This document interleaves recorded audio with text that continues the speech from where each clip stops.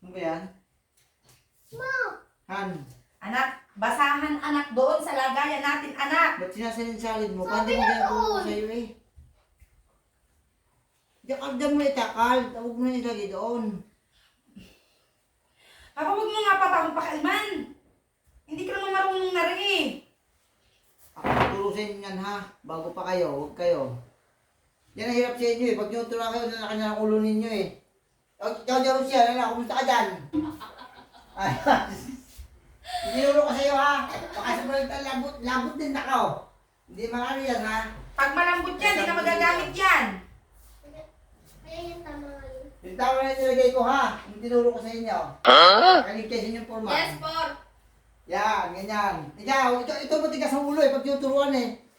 Uy, gigil na sa iyo. Sa tigas ng ulo mo.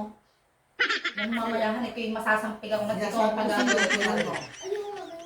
Parang ano eh. Ang hirap ng turuan. Ay, kailangan magpurman. Ara. Tinuturuan na kayo kung paano tumarabang ng tama. Yan, ganyan.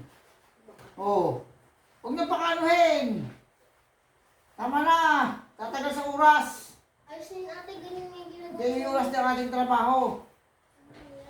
Oh. Ma, ayos na yun. Pinalamas na ni ate, wala na yung masama-sa. Wala labis walang kulang sakto. Sabi, limisin mo yung mga gamit dyan. Oo. Ikaw labor, ikaw ang mag-intindi ng mga andyan, timis. Yung mga skill. Yan! Ganyan ang... Tinuturuan ka ng tao mapagsusuman eh. Ayun. Yung isa baba, baka palpak na. Yung isa dyan, kumusta dyan? Inday, kumusta ka dyan? Ayos lang? Okay, por. Ayos yan. Yan. Yan sinasabi ko. Ganyan. Ay. Ito, ayos tuturuan. Ito siya ito, matigas ang ulo. Matagal-tagal na. Mga tigas na ang ulo. Pukit regular na eh. Ayaw na sumunod.